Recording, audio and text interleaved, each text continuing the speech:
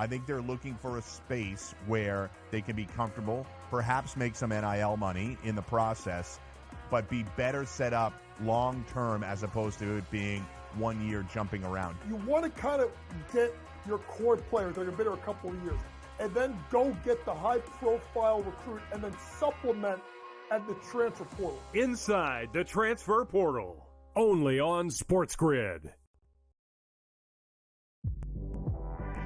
Quotes coming out about Embiid. Oh, he's a warrior. You'll never get him off the court. You're just telling me he's an injury. He's one slip and fall away from not seeing him anymore in this series. I would have sat him because there was only 1 day between the two games. It's 2 days between games 2 and games 3, and it's 2 days between games 3 and game 4. Betting above the rim, only on SportsGrid. It's smarter to be on SportsGrid, your 24/7 sports wagering network. The early line. Magical and historic season in Lincoln, Nebraska continues. He is the best player in the NBA, but also in the biggest moments where the national media is watching. NewsWire. Something that we have never seen happen before with one of the iconic coaches in the game. Pharrell, coast to coast. The team covers. It's automatic. It's every time. Not sometimes. It's every time. Game time decisions. Luka is actually far more dangerous from three on the road this year than at home. This game here tonight, you may want to consider taking as many points as humanly possible. In-game live, prime time. We got not one, but two coaches fired systems in place. Sports Rage this late sort of night. has letdown written all over it. It's going to be hard to match the emotion that they played with the other night. It's smarter to be on SportsGrid.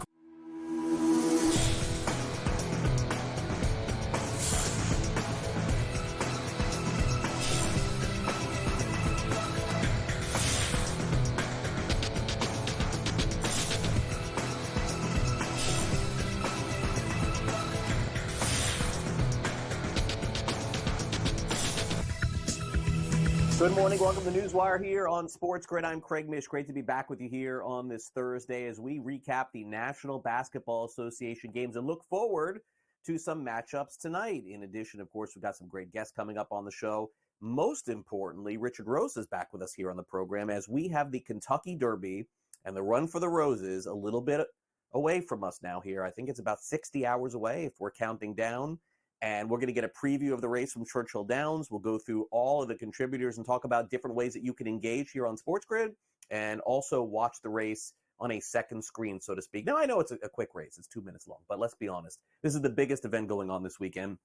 We'll have a preview for it and cover it for you as well. Also, guest contributor, as always, from Legal Sports Report, Sam McQuillan will be with us as well. But first and foremost, let's get to the National Basketball Association and some blowouts. Let's be honest, last night, that's what happened. The Boston Celtics took care of the Miami Heat. This series only went 5 games.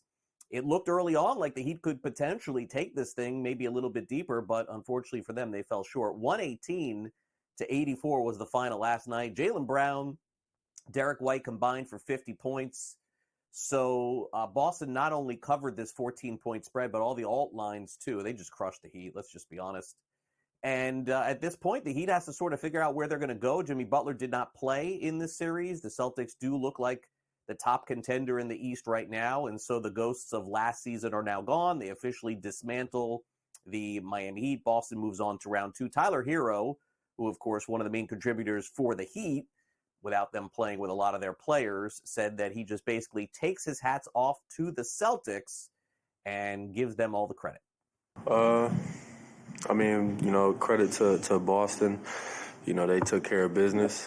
I felt like we've had, different parts throughout the series where we could have kind of grabbed a hold of it and made it more of a series. But, hats off to them. Like I said, they made the right plays on both ends. They outplayed us, and they won the series. I think, that's just how our season went the whole year, from top to bottom. And, it's not an excuse. I feel like we had enough throughout this series to, at least win more than one game. But like I said, hats off to Boston. They made plays on both ends. They made it tough on us. Thought we played, decent defense, good enough defense through the first 4 games, and we weren't able to generate enough offense to compete with them. Eric Spoelstra also talked after the game, gave the Celtics the credit, but mentioned that he will not watch 1 second of their upcoming series moving forward. I think he's a little salty. All right, so speaking of salty, LA Clippers fans thought that this was potentially a year they could go deep into the Western Conference playoffs, but without Kawhi Leonard, it doesn't appear possible unless James Harden puts on the Superman cape, and last night it was the opposite. He only had 7 points. Superman was Luka Doncic, who had a huge output, 35 points, 10 assists, and 7 rebounds in a 123-93 blowout. So the Mavericks cover the spread. Dallas takes a 3-2 lead. They're going back home for the next game. And maybe, just maybe, this series, which I thought was definitely going to go 7, maybe they end up closing it out in 6. We will see. After the game, Luka, of course, the man of the hour, talking about his performance and also the defensive performance for shutting down James Harden. I think D. Jones and PJ, they play great defense. Kyrie was playing great defense, pressuring him the whole time. And like I said, we're just locked in, we're communicating. We know they're scouting, so we just follow the scouting. Today I think it was a very big game. We win, and now we got to win 1 out of 2. So we got to go back Dallas, play the same way. We know our fans going to be amazing at home. So we just got to win 1 more. We didn't do nothing yet. Yeah, it's tough, I can't breathe through nose, so I have to blow my nose every time on. But like I said, it's the adrenaline of the playoff game. It was a big game today, so I know I needed to be locked in very, very 100%. So it's adrenaline of playoff game, and I like it. Does it affect your breathing going up and down the court, or? A little bit, nothing specific. Broken nose for Luka, playing through it, of course. Now we'll see tonight. In terms of the game that everybody is watching, and I think maybe more people are watching to see if the Philadelphia 76ers fans show out, because they are back tonight at home, and their owner basically is saying we're sick and tired of seeing Knicks fans in our building. Josh Harris, David Blitzer, David Adelman, alongside Michael Rubin, are teaming up to purchase and distribute 2,000 tickets to give away to fans for Game 6. Come to the game. Come watch our game. Shut out the Knicks fans. We'll see if it ends up working, but that is their plan going into tonight. Yesterday, we talked on the show about the possibility of TNT losing and Turner losing the National Basketball Association rights, which would mean they won't air games and would also mean they won't air inside the NBA. Now, of course, this is probably the most popular show in-game or pre-game of any of the 4 major sports. And Charles Barkley, maybe the most popular of them all, has an opt-out in his clause that makes him a free agent if TNT loses the NBA. So even if that show goes to NBC or Amazon Prime, there's a chance that Barkley will get a new contract. Meanwhile, as I suspected, Chris Finch, the head coach of the Minnesota Timberwolves, he'll find a way to be on the sidelines for Game 1 in Denver. I know they said he was – come on. The Timberwolves have never been in this spot before with a chance to beat the best team in the NBA. He had a ruptured patella tendon. The team is flying Thursday night to Denver. Saturday is Game 1. He will travel separately, so maybe he'll fly in Friday or Saturday morning or something like that. Come on, head coach of the team, one way or the other, is going to be on the sidelines coaching in the biggest moment of his career. Come on, you knew that was going to happen. All right, I don't want to spend a lot of time on this because this is just a really sad story, and I don't want to get your day off to a bad start. But Michael Porter Jr.'s younger brother, this is another one of his brothers who's in trouble, unfortunately. He's had several. One, of course, kicked out of the NBA, another for some legal troubles as well. This is Javon Porter. He has been arrested now for DWI. He used to play at Pepperdine, 20 years old. And unfortunately, his family is just having a really, really rough time as Michael Porter Jr. tries to play on and forget about this stuff in the NBA playoffs. In Major League Baseball, we've got an afternoon game starting about an hour right here in my hometown here. The Marlins will take on the Colorado Rockies. But let's recap some things that happened yesterday. Minnesota Twins, they win again. They've won 10 games in a row. If you want to really look at it and look at their schedule, they beat the White Sox 6 of those 10 games. So I think it counts, but for those of you who are cynical, you understand what I'm saying. Yesterday, they finally handed out the suspensions for the roles in the Brewers-Rays fight, and Freddie Peralta, the starting pitcher, got a 5-game suspension for and also an undisclosed fine for punching Jose Siri during the top of the 6th inning. The Brewers manager, Pat Murphy, gets a 2-game suspension. Abner Uribe, who also was involved in the scuffle, 6-game suspension, and Siri got 3 games. They'll all probably, or at least some of them will probably appeal this. Yesterday, in case you missed it, Cubs-Mets had a controversial game-ending call at home plate. Pete Alonso, I thought very diplomatic afterwards. If you go back and watch, you can see Alonso said, hey, the call was what it was. You can YouTube it, watch it. We only have about a minute to go, so I don't have time to get into the entire play. Walker Buehler, Monday night. Folks, he is going to be back, and he hasn't pitched in almost a year and a half. He'll face off with the Miami Marlins at Chavez Ravine in Los Angeles. Connor McDavid is heading on to the next round of the playoffs. 4-3 final yesterday. The Oilers defeat the Kings. This is what the NHL wants. Edmonton won the series 4-1. Dallas Stars defeat the Golden Knights. 1 win away from advancing to the second round. Golden Knights generally pretty good in the playoffs, but up against it right now. Dallas leads the series 3-2. In boxing, Ryan Garcia tested positive for a banned PED substance leading up to his fight with Devin Haney. It was a big upset.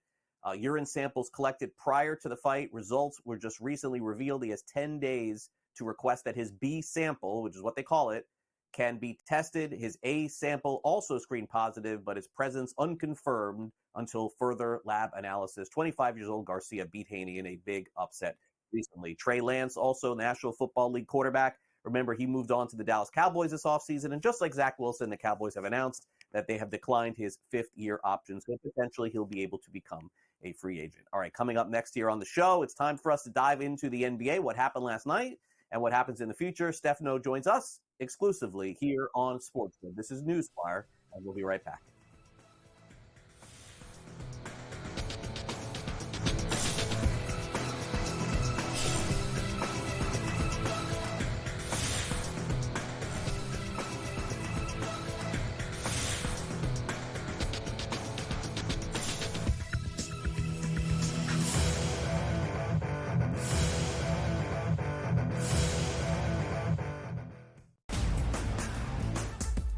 Torrey Taylor, who they actually needed some help in terms of their punting unit. He is going to be great. But I do firmly believe if Odunze is not on the board, that they probably trade back and gain assets and look to fortify their team across the board. But the fact that we got a bozo pick in number 8 here from the Atlanta Falcons, that's the reason why I believe also they picked out the Bears as the winner.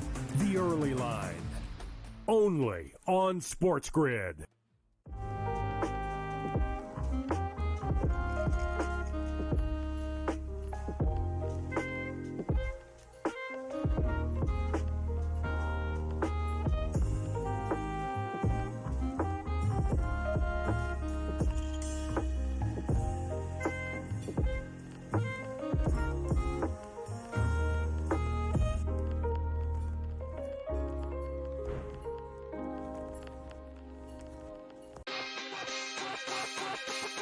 Giannis not available.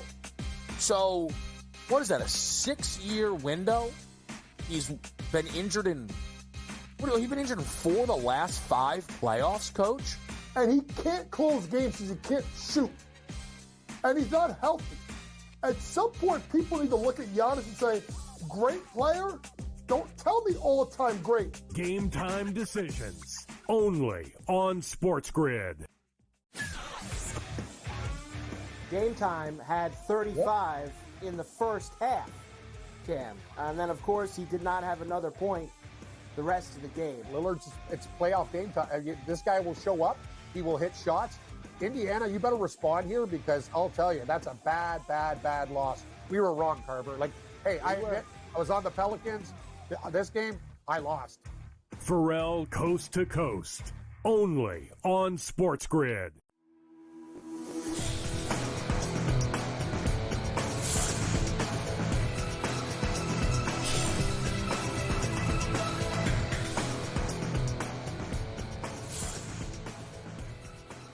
Welcome back to NewsWire. Time to take a look at what happened in the National Basketball Association last night and what could happen in the series continuing tonight between Milwaukee and Indiana, New York and Philadelphia. We'll get a preview of that. Steph Noh joins us, courtesy of Sporting News. And Steph, we are having one closeout last night, one series I think closer to being a closeout, and I think some compelling reasons to watch tonight. Thanks for coming on NewsWire. Yeah, thank you so much for having me. Well, let's get started with the Heat-Celtics series, which certainly went the way that most prognosticators had it. The only difference is, Steph, they had it like this last year too. What was the difference this time around with the Celtics? Was it just simple enough where you can't win a series if you're the Heat without Jimmy Butler? Because that appears to be the case. I mean, the Celtics have been a much better regular season team this year, too. I think that people are just discounting them way too much. I have them as my pick to win the championship. You know, I think people were kind of worried after that Game 2 loss in this first round series. But the fact of the matter is the Heat shot 53.5% from three in that game. And I don't care what team you are. I don't care if you're the Nuggets or whoever. If a team shoots that well against you, you're going to lose the game. And a lot of that is just random luck, as, you know, gamblers who are watching this show probably know a lot about. So, yeah, I mean, the Heat were just a totally dominant team. Even with Jimmy Butler, they probably would have won this series in 5 games as well. Yeah, I think so too. But I do think the Heat would have put up a better fight. Now, as far as the Mavericks-Clippers series, Steph, I was convinced this thing is going to 7 games, but yeah, I mean, I'm just not so sure now because without Kawhi Leonard, it doesn't appear like the Clippers have enough. Dallas wins last night. They're up 3-2. Luka goes off. I guess the thing that I would say here is that Dallas won by 30. I would assume James Harden's going to have a better game, and even Westbrook probably a better game in the next one. So I guess a close game is probably on tap. But I have to say, at this point, it does appear that another Kawhi Leonard injury could dismantle the playoff chances. Yeah, I think that's a pretty safe bet. And we've seen in years past, you know, Luka really turns his game up in the playoffs. I thought he's been, you know, not only, you know, with the step back jump shot and all that other stuff, the passing that he does, you know, he's complaining less to the refs. That was very noticeable last night, playing much better defense. And he's going through a knee injury. He was sick last night, yet still he looked like he was giving the better effort out of both teams. You mentioned Westbrook. I mean, just a horrendous night from him, 2 for 11. But more importantly, Paul George has not been able to be that guy with Kawhi Leonard out. You know, Leonard was probably their best player during the regular season. Paul George last night, 4 of 13 from the field. So the Clippers need more from him. He needs to be more of a creator for teammates as well. I thought that he kind of got into trouble on a lot of his drives, and without him performing at, you know, the number 1 star level, I just think that the Clippers don't have a chance in this series. Yeah, well, we'll see what happens as they really are going to have to win the next one or their season ends. Same could be said for the Milwaukee Bucks, although they came to play last time these two teams squared off. And, you know, I can't figure out which Tyrese Halliburton's going to show up. If I did, I think that I would probably lay the points tonight with Indiana, Steph, if I thought that it was going to be the 25-point Halliburton. They're 8-point favorites, total of 215. The odds are basically saying no Giannis, no Lillard again. Can Middleton and Portis get it done? I would be surprised. You know, I was surprised from the outcome of the last game. You can't expect Patrick Beverley at his age to have these, you know, double games. I think he had 12 assists in the last contest.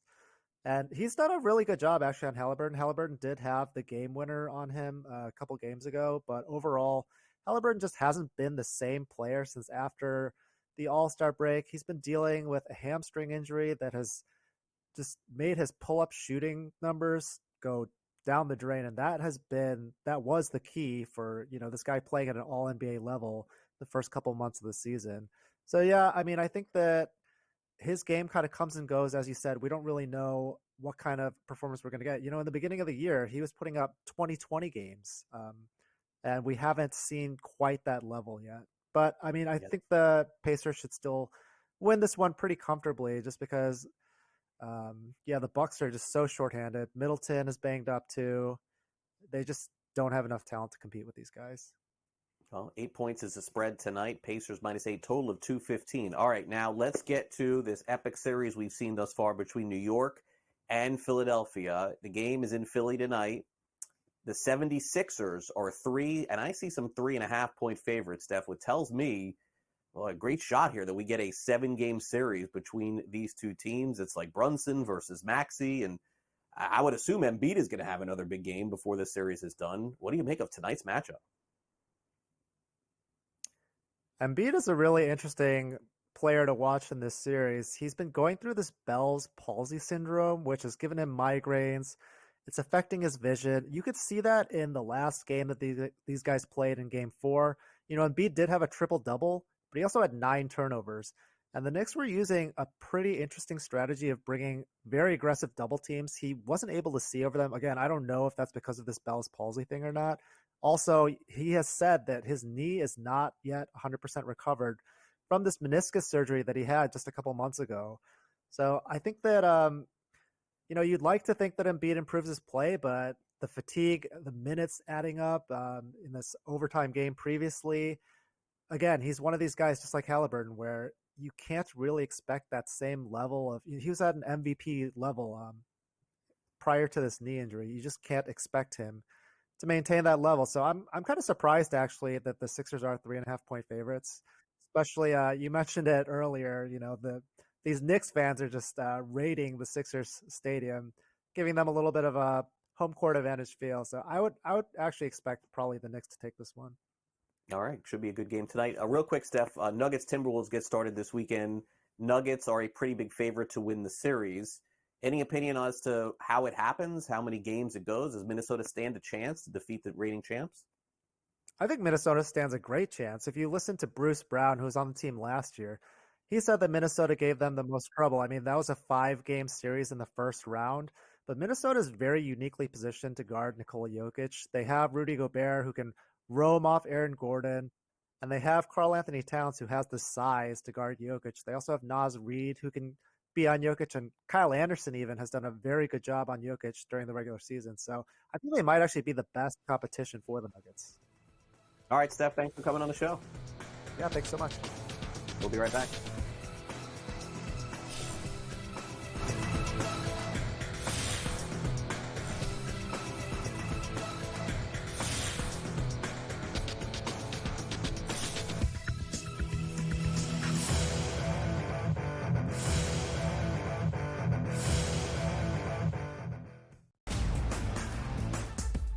Torrey Taylor, who they actually needed some help in terms of their punting unit. He is going to be great. But I do firmly believe if Odunze's not on the board, that they probably trade back and gain assets and look to fortify their team across the board. But the fact that we got a bozo pick in number 8 here from the Atlanta Falcons, that's the reason why I believe also they picked out the Bears as the winner.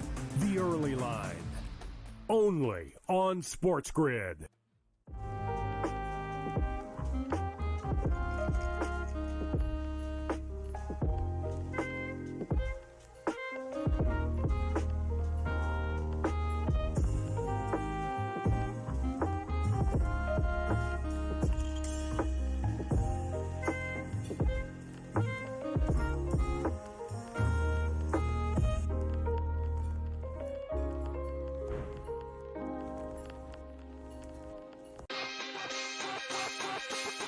Giannis not available.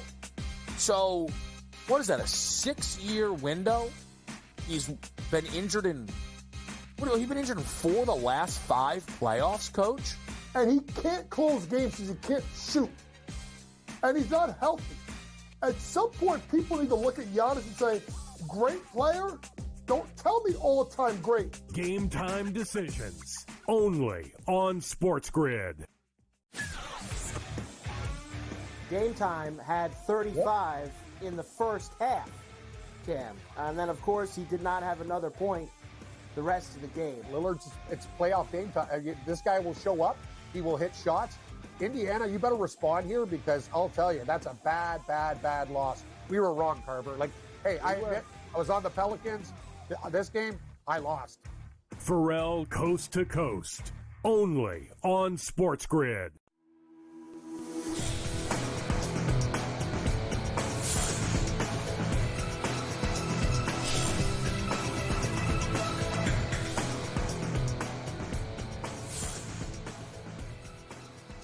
Over the last couple of years, there's been this war of words going back and forth with the Miami Heat and Boston Celtics. And if you go back to this time last year, the Heat were getting ready to dismantle the Boston Celtics. In fact, it was a crazy series. The Heat went up, and then Boston came back. The Heat ended up taking care of business in the end.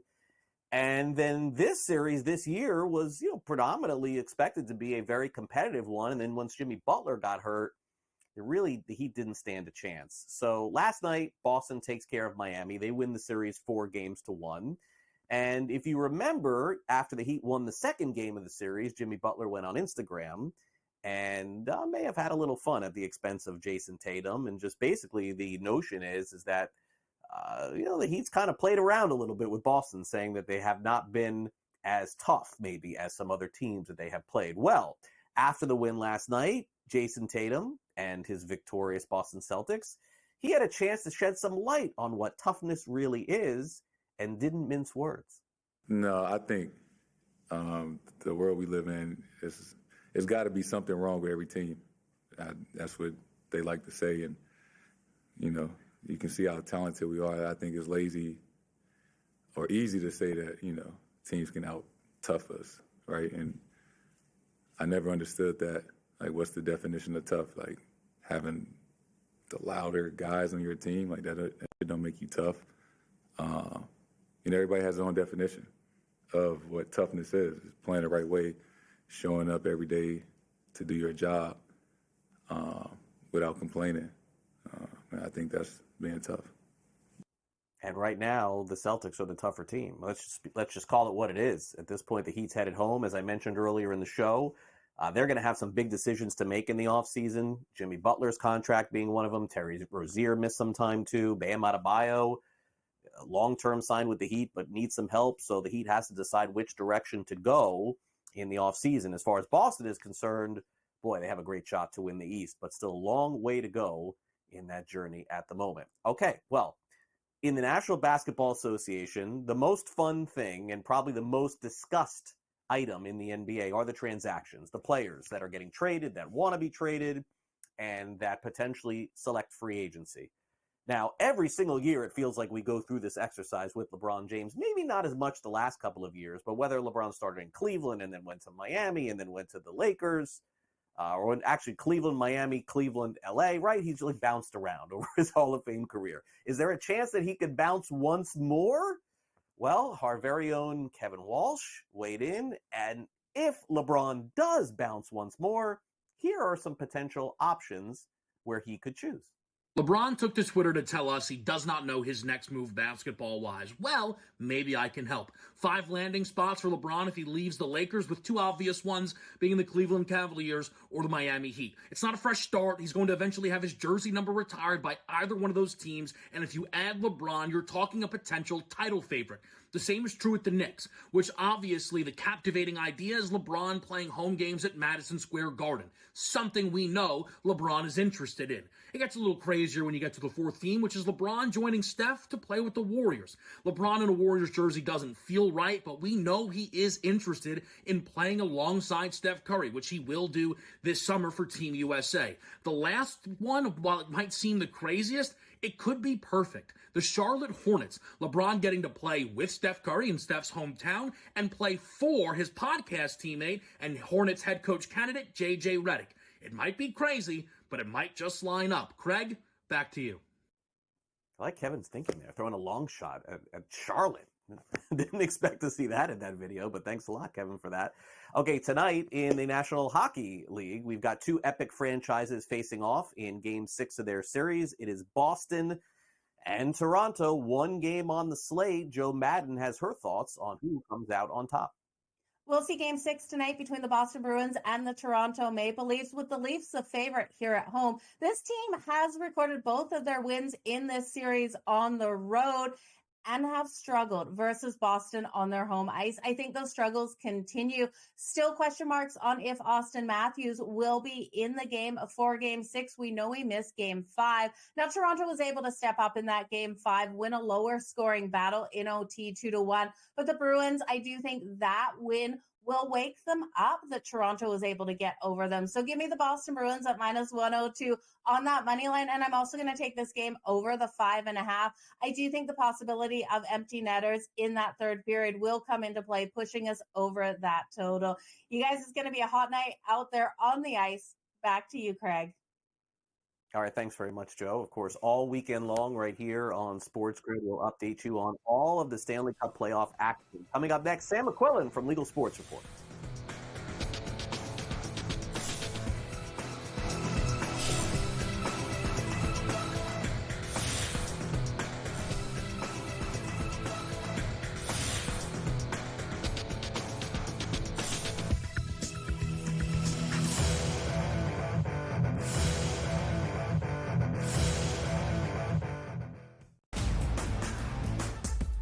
Tory Taylor, who they actually needed some help in terms of their punting unit. He is going to be great. But I do firmly believe if Odunze is not on the board, that they probably trade back and gain assets and look to fortify their team across the board. But the fact that we got a bozo pick in number 8 here from the Atlanta Falcons, that's the reason why I believe also they picked out the Bears as the winner. The early line, only on SportsGrid.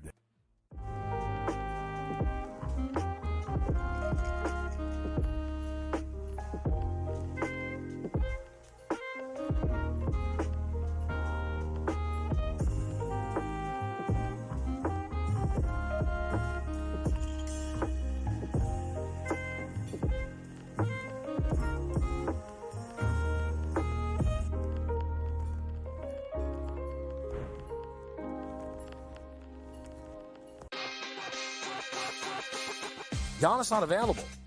So, what is that, a 6-year window? He's been injured in, he's been injured in 4 of the last 5 playoffs, Coach? And he can't close games because he can't shoot. And he's not healthy. At some point, people need to look at Giannis and say, great player? Don't tell me all the time great. Game time decisions, only on SportsGrid. Game Time had 35 in the first half, Cam. And then, of course, he did not have another point the rest of the game. Lillard's, it's playoff game time. This guy will show up. He will hit shots. Indiana, you better respond here because I'll tell you, that's a bad loss. We were wrong, Carver. Like, hey, I admit, I was on the Pelicans. This game, I lost. Pharrell Coast to Coast, only on SportsGrid.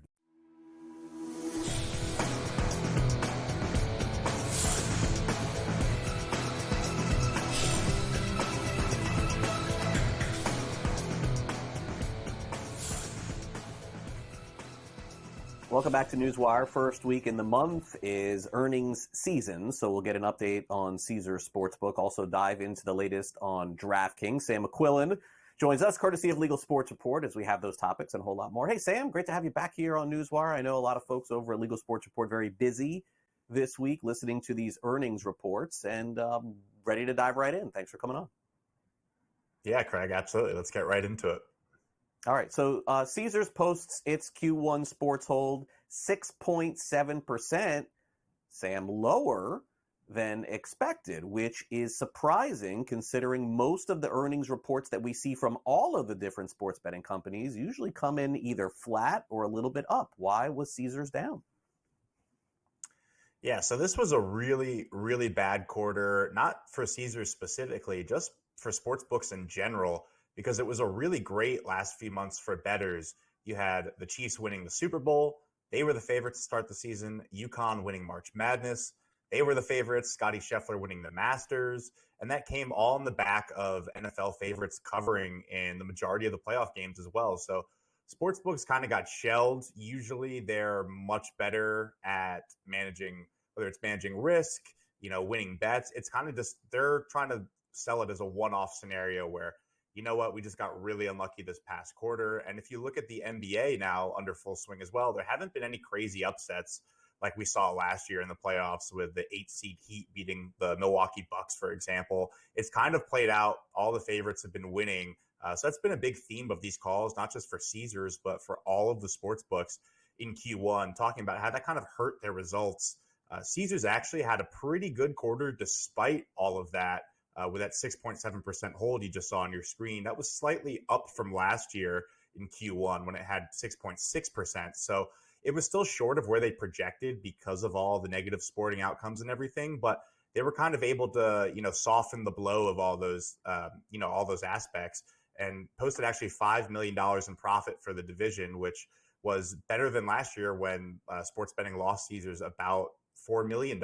So that's a big improvement there. And that all kind of comes on the back of what we've seen other sports books like DraftKings and FanDuel do really to just get better at sports betting in general, is driving people towards parlays. Caesars said that it improved its mix of parlays, so that's the percentage of bets it takes that are parlays, by 400 basis points year over year, which kind of sounds like a lot of jargon, but it's a big bump in percentage to how much they're actually taking. So we've seen now Caesars able to kind of do this model that DraftKings and FanDuel have projected. A lot of other sports books copying it as well, and we're seeing it, turn in the results of, wow, we expect this to be a really bad quarter with everything going on. Actually, it wasn't as bad as you would think. So it was a saving grace for the company, which had a really, really, really disastrous quarter in terms of casino. When you talk about, table hold in Vegas, bad weather at some of its resort locations and everything like that. So it was actually a highlight for Caesars, which usually isn't the case for a legacy casino and entertainment company like this. So interesting to see that kind of lead in some of the first Q1's earnings that we've taken a look at here. Yeah, and I think we're going to get updates on all of them too, and we'll talk about Penn coming up, because I think that's probably the one that has the most focus for people like yourself who cover the sports betting universe. Okay, so now let's get to the story in DraftKings. They have a former executive that they claim was stealing proprietary information from them and passing it along. Initially, it looks like DraftKings is on the right side of this. Is that fair to say, or still some more litigation here? Yeah, there's still more litigation to be done, but what happened on Tuesday with the district court in Massachusetts issuing a preliminary injunction essentially means that, okay, we really agree with what DraftKings has presented so far. They're making a really good case. It's not which isn't surprising because it's not a lawsuit that DraftKings would have filed kind of on a whim or as a messaging thing. They're really heated about their former head of VIP, Michael Hermalin, who's now the president of the Fanatics LA office. They were really heated about what they said, that he left the company right before the Super Bowl, allegedly took all this confidential information with him about the most important customers, the bettors that spend the most with the company. And they kind of accused him of trying to cripple the company and taking all that info to Fanatics. So what the court did was said, okay, we, agree with a lot of the evidence that's been presented, and essentially issued this order that prevents Hermalin from providing services for Fanatics in the realm of what he was doing with DraftKings. So basically what he was hired for there, he can't do. Now, he can still work for Fanatics as long as it doesn't involve what he did for DraftKings for another 9 months. But he also can't take people from his team at DraftKings over with him, hires over to Fanatics, which is something that DraftKings has accused him of, again, trying to cripple the company and basically like take one of their whole big databases and bring it over to Fanatics. So pretty significant that the court kind of sided with DraftKings initially. There's still more to be done. Fanatics, interestingly enough, during the hearing actually brought up rules that the Federal Trade Commission had just issued, which bans the use of non-competes. So that impacts more than 99% of the workforce. The court basically said, okay, that doesn't matter at all here because we're talking about what happened a few months ago before this was an issue. So interesting that they'd bring that up. And kind of just, the latest development in this sort of Cold War, which I guess is becoming hot now between DraftKings and Fanatics. You had DraftKings upping the price of PointsBet last minute after Fanatics had all but sealed the deal, then pulling out, kind of just trying to up the price for Fanatics, which obviously is getting into sports betting and is going to be a big competitor with all the money they have. So definitely not the last we've heard from in this story, but it kind of seems like it's wrapping up all in DraftKings' favor.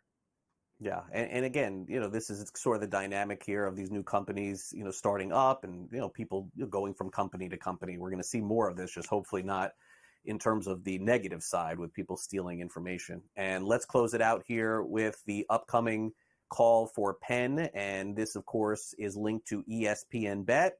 This was a very unpredictable outcome in Q1, Sam, to determine how well they got off to their start as far as having legalized sports betting now with this new partnership. What exactly was on that call? And by the way, did we get any numbers here in terms of earnings, or we still have to wait on that? Yeah, we did get some earnings numbers here, and they weren't good for ESPN Bet and Penn.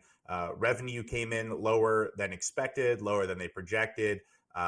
Profit came in, they lost a lot more money than they initially had thought, and Wall Street was projecting. The highlight for me on this call was, their monthly active user database was down 11% from Q4, which is when they launched ESPN Bet in 18 states. So obviously that was a huge, huge thing trying to gobble up customers, but we've seen their active users decline in Q1. So that's sort of a red flag there for investors wanting to see, okay, you had all these promos you gave out.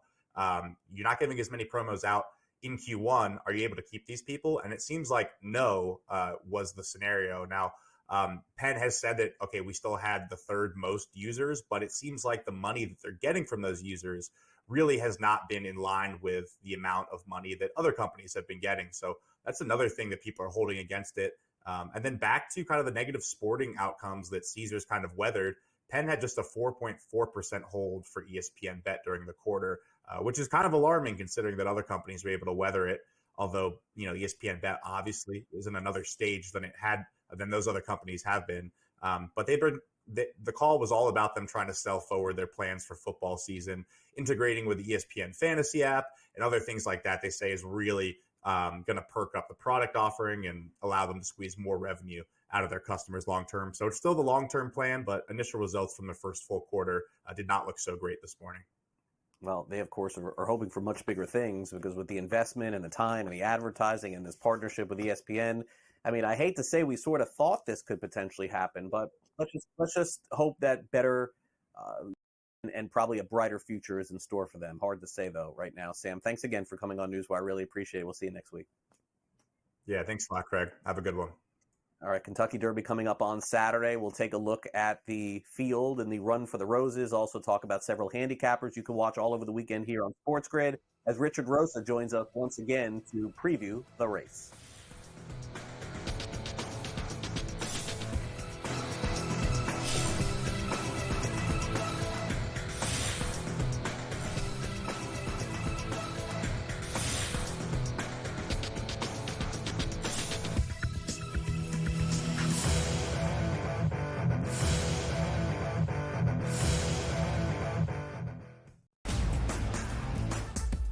Tory Taylor, who they actually needed some help in terms of their punting unit. He is going to be great. But I do firmly believe if Odunze is not on the board, that they probably trade back and gain assets and look to fortify their team across the board. But the fact that we got a bozo pick in number 8 here from the Atlanta Falcons, that's the reason why I believe also they picked to have the Bears as the winner. The early line, only on SportsGrid.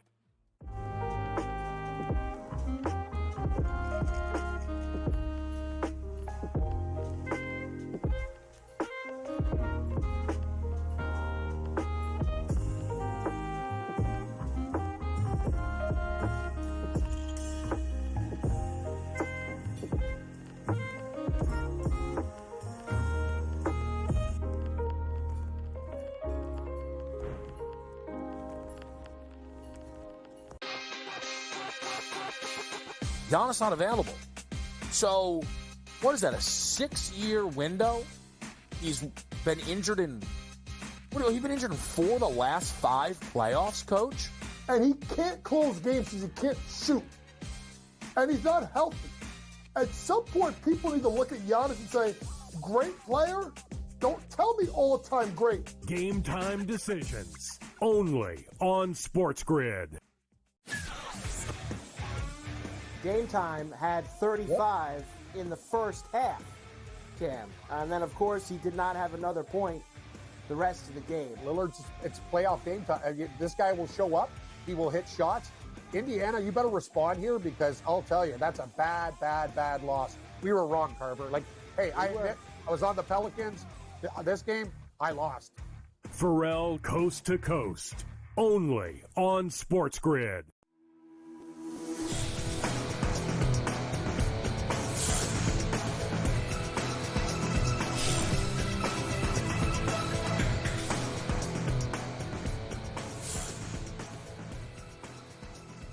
Welcome back to NewsWire. The Run for the Roses is coming up on Saturday. We, of course, will have previews and coverage of it this weekend right here on SportsGrid. And Richard Rosa, who joined us earlier in the week, is back once again from Daily Racing Form. He's the Chief Commercial Officer.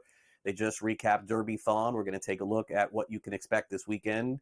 And phenomenal coverage, I thought, thus far. And Richard, thanks again for coming on NewsWire here on SportsGrid. Off to a great start, I would say, with all of the coverage for Derby-thon. And hopefully it was a very big success for the company and also success for the people in need. I know very important charitable contributions were made. Absolutely. We're just wrapping up right now, 24 hours of continuous coverage, handicapping information, interviews, the legends of handicapping coming on Daily Racing Form.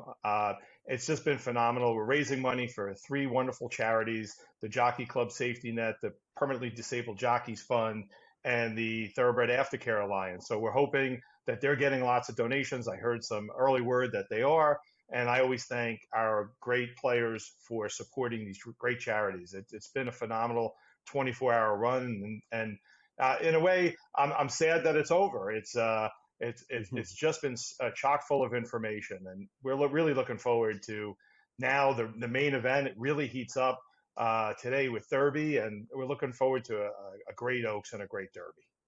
Yeah, it should be fun today and tomorrow. Lots of coverage. And by the way, all over SportsGrid, you can see us previewing this. And Richard, that's what I kind of wanted to ask you is, certainly your thoughts on, how we contributed here at SportsGrid to the Triple Crown and, the coverage and the segments. And I think people watching really appreciated it.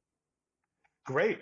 Well, we think we're a fantastic fit for SportsGrid. We could give insight to what's going on in horse racing in a totally different way, because we've been doing that for 130 years.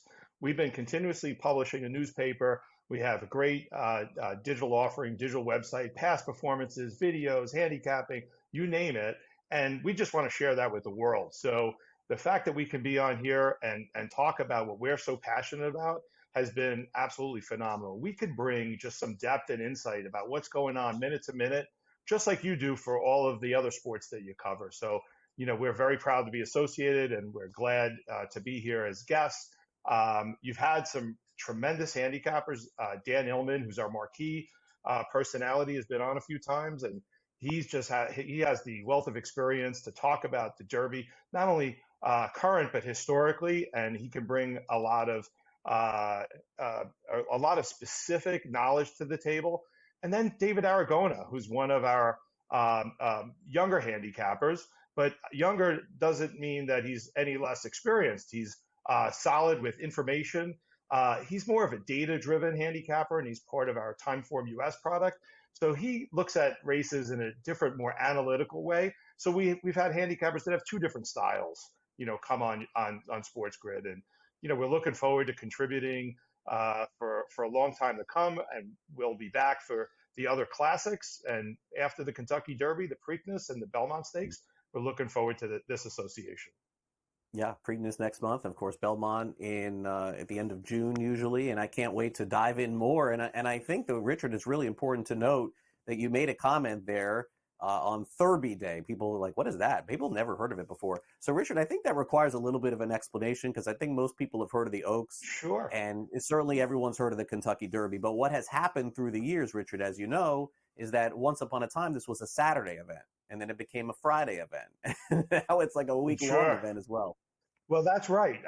It's interesting how the flow at Churchill Downs goes. Derby is the day that people start coming into the town, into Louisville for Derby week. And Churchill Downs done a great job of promoting Thursday as a great day of racing. It's not as crowded as Oaks Day, and certainly not as crowded as Kentucky Derby Day, but you can still come out, enjoy the racetrack, enjoy horse racing, bet on some races. They have a really good card today to bet on. A couple of stakes races, the first juvenile stake race of the year at Churchill Downs. So it's just a great day to come out, and they'll get, I think, about 50 or 60,000 people come to the racetrack today. Tomorrow they'll get about 90,000 for the Oaks, and they probably get a crowd of about 160,000 for Kentucky Derby Day, just to give you an idea of the magnitude. So it's a good, comfortable way to come to Churchill Downs during Derby week and really get your game on. I think it's a great card to bet on, and if you're there, hopefully you have a great time. Yeah, and I think all weekend long we'll do a good job here on SportsGrid with a lot of the contributors that you guys are providing us to break this thing down. But I mean, Richard, I can't let you go here off the show without getting your thoughts on the upcoming Run for the Roses here. Now, look, I'm not an expert here, and that's why we rely on people like the people in your company coming on the show. I think that's what's really important. The only thing that I know is that when I look at the jockeys and I see John Velasquez, I know that that's going to be the favorite riding in the Kentucky Derby this week. And so Fierceness indeed is the favorite this week. Oh, yes. Yeah, go ahead. No, sorry. Yeah, Fierceness is definitely going to be the favorite. So keep in mind, I'm not as sharp as our handicappers. I study the business of our operation, a little less on the handicapping side, but that doesn't mean I don't have an opinion. And I'm going to really take a stand on Fierceness. This is counter to what the experts are saying, so I'm going to do something a little unusual. Take a stand in that I'm not going to have Fierceness at the top of my ticket.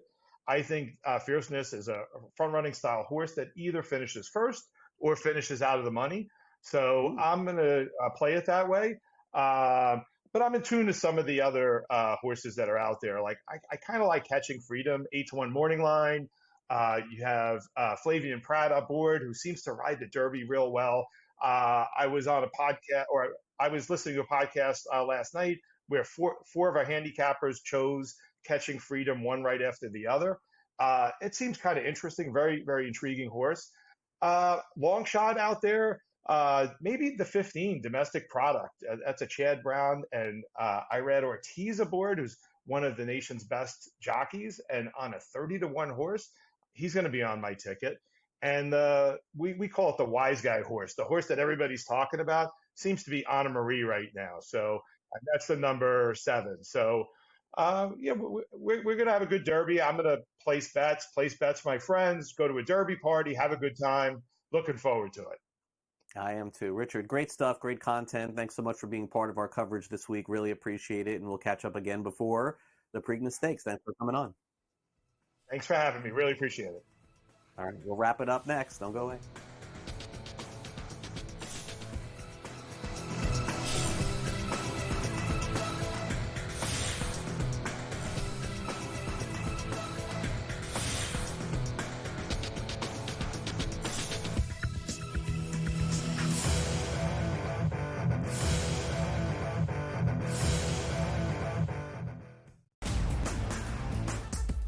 Tory Taylor, who they actually needed some help in terms of their punting unit.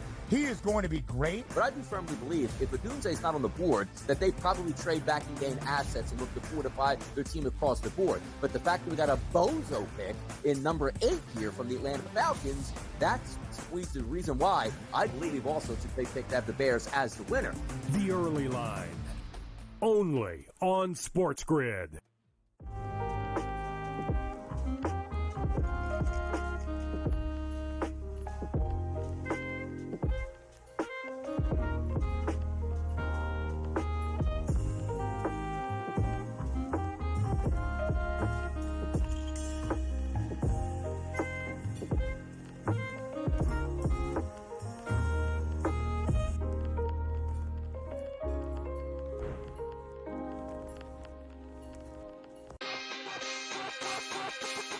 Giannis not available.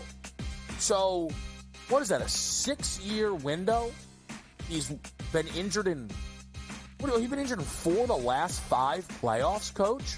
And he can't close games because he can't shoot. And he's not healthy. At some point, people need to look at Giannis and say, great player? Don't tell me all the time great. Game time decisions, only on SportsGrid. Game Time had 35 in the first half, Cam. And then, of course, he did not have another point the rest of the game. Lillard's, it's playoff game time. This guy will show up. He will hit shots. Indiana, you better respond here because I'll tell you, that's a bad, bad, bad loss. We were wrong, Carver. Like, hey, I admit, I was on the Pelicans. This game, I lost. Pharrell Coast to Coast, only on SportsGrid.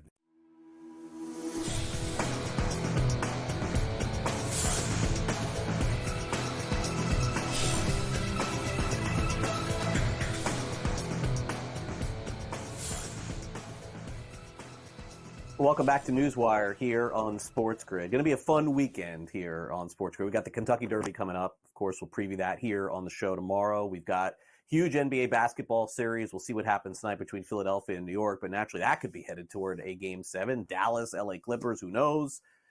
Minnesota, Denver starting their series this weekend as well. So that's a good place to begin as we get ready to wrap up our show for today.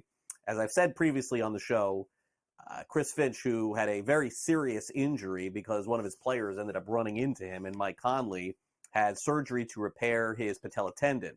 Now, word is that Finch, of course, is going to attend and be at the first game of the series between the Denver Nuggets. But what people probably didn't know is that what he did after the surgery was take a little shot at one of his players. In fact, when Finch's surgery was over, he texted Mike Conley, the player who ran into him, and said that he was going to remove the award that he gave him in terms of the teammate of the year, because that's what they awarded Conley for being such a good dude. Not anymore. He ran into his coach and hurt him. Now, obviously, this was made in jest, but it does just show you that Finch has a good sense of humor. I don't know how many people after a surgery would be willing to text that, but by the way, still no word as to whether or not Finch will have to be in some sort of crutches or wheelchair or something else. Who really knows? Not going to be able to walk on that thing anytime soon. But the good news is he is expected to be in Denver for game one there. Now, boxing always provides bizarre moments, right? Like, this is the one sport where anything goes. You don't know if it's real or if it's fake. I got to tell you, I watched a press conference yesterday, and it does seem like there is some bad blood between promoter Oscar De La Hoya, former champion, and Canelo Alvarez. In fact, they had a press conference yesterday for an upcoming fight with Canelo. He's fighting against Jaime Munguia this weekend. And De La Hoya, when he was talking about the fight in promotion at a podium, started taking shots at Canelo, who used to fight, now I say used to fight, under Golden Boy Promotions. In fact, De La Hoya said that Canelo disrespected the company for all that he has accomplished. Now, keep in mind, Canelo, generally speaking, in any interview, does not speak any English. So initially, if you're watching the press conference, Canelo Alvarez is just sort of like shaking his head like this. Then all of a sudden, he realizes that De La Hoya is like taking shots at him. Now he gets up. De La Hoya, they're face to face. Now, we've seen this happen in boxing before, but I got to tell you, like, I don't know that I've ever seen the promoter just a few days before just take a shot at one of the boxers involved in the match, and essentially saying that Canelo was not going to win the fight coming up this weekend too. So this is not the last we've heard of this, and I'm sure Oscar De La Hoya this weekend, when the fight goes off, will have more to say as well. But you can catch that video online. Again, because of rights, we can't sit here and play that whole thing for you. But fun event coming up this weekend on Cinco de Mayo with Canelo Alvarez making another title fight. Now, finally here on the show, I'm going to end with a positive. It may seem like a negative, but I'm going to end it with a positive. And that is, of course, Mike Trout, the future Hall of Famer and multi-MVP player for the Los Angeles Angels. Now, Trout this offseason said that he wanted to remain an Angel and stay an Angel for the rest of his career. And even though the Angels are losing a lot of games and probably on pace to lose 90 or 100, it did appear that that was genuine. Then Trout got hurt, had surgery for a torn meniscus. You may have heard about this in the last 48 hours. And the speculation is now beginning that Mike Trout potentially has played his last game with the Los Angeles Angels. Now, of course, that's not going to be the case. The Angels would be silly. The Angels got to get Trout back. They got to get him healthy, and then see if they could potentially trade him. But with his contract for the next 5 or 6 years, making $30 million a year, it's going to be really tough. I would say this, and I said it yesterday here on SportsGrid as well, it would be in the best interest of everybody involved if they could find a trade partner for Mike Trout to get him in a position potentially to win. He's only had one time in the course of his career that he's even been in the postseason. So whether it's the Philadelphia Phillies or Chicago Cubs or some other team that can even take on this payroll, it still remains to be seen. But Trout deserves better and doesn't deserve to spend his season on the injured list only to come back to a team that's going to lose probably 90, 100 games again. They didn't do enough in the offseason to even come close. So is it the end of the era for Trout in Los Angeles? Probably not. But are we closing in on it? I don't think there's any doubt about it. Bryce Harper, he left Washington. Juan Soto, he left Washington. Players change all the time. Maybe this is the next one to go in Mike Trout. We'll see. Thanks again for watching the show today. Again, thanks to our friends from Legal Sports Report. We had Sam McQuillan on the program, Steph Noh from Sporting News, as well as other great guest contributors, including Richard Rosa, who joined us to talk some Kentucky Derby. For our associate producer, Frank, and from my producer, Michael Cohen, I'm Craig Mish. I hope you enjoy the rest of your Thursday. We'll be back previewing the Derby tomorrow morning right here on NewsWire. Have a great day, everyone.